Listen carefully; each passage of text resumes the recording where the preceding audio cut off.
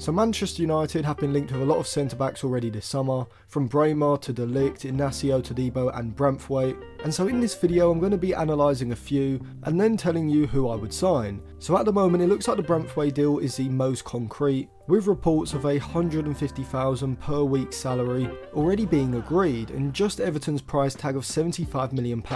being the only major stumbling block. I think Branthwaite is without doubt one of the best young centre-backs on the market. The question is, how good is he, and if there are better options for that price. The defensive section of his FB Ref report from the Premier League this season shows a player who is highly competent when it comes to defending in 1v1s, and overall being a fantastic tackler who can also read the game very well, in terms of stepping forward to make interceptions. Also, for his height around 6'4", 6'5", and his initial look, he is actually deceptively quick and agile, possessing the sort of turning pace that United need in that back line, pushing up high in the rest defence, and like Mickey van der Ven does for Tottenham, racing the opposition forward in a race backwards towards his own goal in order to recover the ball first. And I think Branthwaite has the potential to be ideal for this role. However, I do still think that sometimes he can be fairly clunky when having to turn quickly, which could be exploited against the quickest attackers. And there's also the fact that with him not playing in a possession dominant style under Sean Dyche at Everton, we still don't know how good Branthwaite is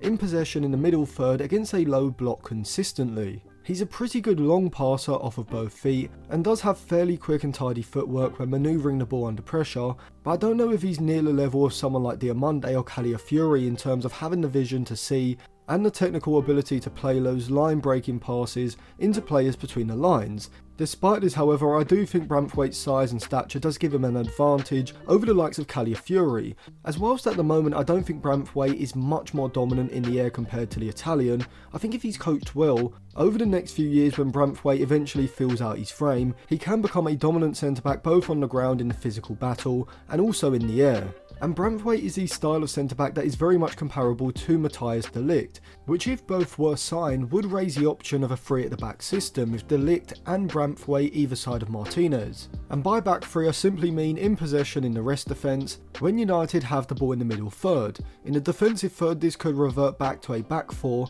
or even a back five. Branthwaite is a monster duel winner and seems to have a knack of knowing where to position himself, as seen as last season he completed the 6th most clearances of any player in the Premier League and the 7th most interceptions, alongside recording the 14th highest dribbler tackled success rate, with Wan-Bissaka just 5 places ahead in 9th. But the main issue with Branthwaite is the price, £50 to £60 million max, nowhere near £75 million in my opinion. I think if you're paying £65 to £70 million, it's got to be for someone like Orejo or Bastoni, players who are on the cusp of being world class, and Branthwaite's still away from that level, and so I'd pay £50 million, £60 million at most. But if he was signed, I think overall it would be a good signing, although I think United would also need to bring in a right-sided centre-back as well. As well as Branthwaite could play as a right-sided centre-back, I don't think he's as comfortable in possession. I think he's better as a left-back, where he has been used by Sean Dyche this season on occasion. And from a defensive point of view, I think he's perfect for that Guardiola defensive fullback role, sitting deep to create a back three with Martinez and a right-sided centre-back. From a defensive point of view, if you had another £50 million to spend on a right-sided centre-back, after dropping 55 to 60 on Branthwaite, you'd have to consider players like Bremer or De Ligt, who could create a monster back three alongside Martinez and Branthwaite. Like Branthwaite, De Ligt is a very good channel defender, strong in the tackle, and overall a colossus of a front foot defender when he plays at his best. And also like Branthwaite, even though he is a good ball playing centre back, I don't think at this stage in their development either player are as good as either Orejo or Bastoni, who would be my dream targets. But either side of Lisandro Martinez, I think De Ligt and Branthwaite would create a well balanced back three or a back four with Dalot at right back. However, the major issue with the De Ligt transfer, like with Branthwaite, comes down to money. Bayern Munich only paid £68 million for De Ligt 2 years ago, and so I just don't believe reports that Bayern are willing to sell him for £42 million.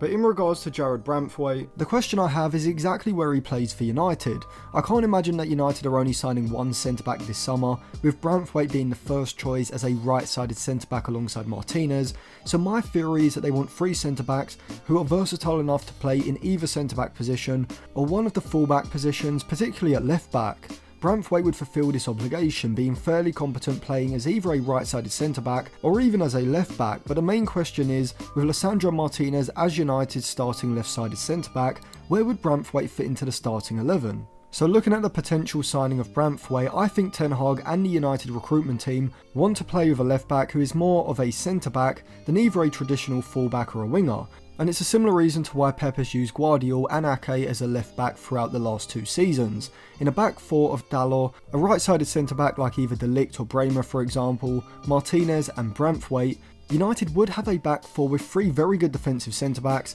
2 of which are very good channel defenders, with either De Ligt or Bremer alongside Branthwaite, whilst I also think Dalot could perform a man-to-man marking role in the channel, in a back 3 with Lisandro Martinez pushing up into the midfield line to condense the press. Branthwaite is more than capable of defending 1v1 in the channel, and this will enable Ten Hag to commit more men forward to the press. This season Ten Hag has been keeping 4 defenders at the back, which alongside his press not being as compact as it should be, has caused major spacing issues in midfield. But if Branthwaite comes in, I'd expect Ten Hag to go man for man at the back during the press, with Branthwaite at left back essentially becoming a left-sided centre-back in a back 3, which will then allow either Martinez at left-sided centre-back or Dalot at right back to push further forward into the press. And the Everton man certainly has a turning pace and tackling ability to win duels in the channel, whether this is from a long ball over the top or when a wide player receives the ball to feet and looks to beat him in a 1v1 down the outside. But the question is Branthwaite as capable of playing as a left back or a right-sided centre-back as he is as a left centre-back? Now while some may look at Branthwaite and say that he can't play as a left back because he doesn't have the quality in the final third, I'd say that only applies if Ten Hag was using him as a traditional left back. As we've seen from Guardiola at City with his use of Guardiola and Xavi at Barcelona with Koundé, fullbacks can be used a lot more effectively by essentially becoming a third centre-back. Yes, of course, in a back 4, Branthwaite on paper would appear as a left back, but for the majority of the time on the pitch, in or out of possession, he's really playing more like a left-sided centre-back in a back 3. And at left back or even right-sided centre-back, Branthwaite also provides something that I think a lot of people overlook, and I'll come on to that when I compare him to the player who would be my first choice alternative if Everton aren't willing to sell for less than £50 to £60 million. And my number 1 alternative would be Ricardo Calafiori, who has had a breakout season this campaign, playing as a left-sided centre-back, a right-sided centre-back, and at left-back in Thiago Motta's positionally fluid Bologna side. See, what makes Calafiori so unique is his versatility and adaptability. Positionally, he can play pretty much anywhere across the back line pretty comfortably, whilst also having the sort of ball playing and technical ability that also allows him to push into the midfield, with that vertical movement forward from the centre-back position in the build-up phase being a crucial part of Thiago Motta's build-up strategy. Branthwaite is a pretty good ball-playing centre-back, but excels more when it comes to longer passes upfield or switches of play. Calafiori, however, is without doubt superior when it comes to playing those line-breaking passes into teammates in behind the opposition's midfield line, and he can do so off both feet, being comfortable on his supposedly weaker right foot when receiving the ball, being able to open up his body to take it on his right foot before immediately getting his head up and looking to play a progressive pass forward or even carry the ball forward himself if the space presents itself. And we can see Calafiori's ball playing ability when we look at his FB ref report compared against every other centre back in Europe's top 5 leagues. His passes into the final third and overall progressive passes aren't as high as I would expect, but both his passes into the final third and his long pass completion rates rank between the 80th and 85th percentile range, and overall you can see he's extremely competent when it comes to his passing, with him also completing a high amount of switches and through balls as well. His ball carrying ability is arguably even better, ranking between the 80th to 90th percentile range and sitting in the 92nd percentile for his successful take-ons. And this is an area of Calafiori's game that is not only massively superior to Branthwaite's, but also something that would give United a different avenue of ball progression against low compact defensive blocks. But first, how does Calafiori shape up defensively in comparison to Branthwaite? Well, both are excellent front foot defenders, who have the reading of the game and decisiveness to step out of the back line and get in front of an opposition forward to make an interception, which can be seen by the fact that Calafiori ranks in the 96th percentile for his interceptions, with his dribblers tackled and dribblers tackled percentage rate also looking very promising as well. However, with centre-backs, defensive metrics don't show the full picture,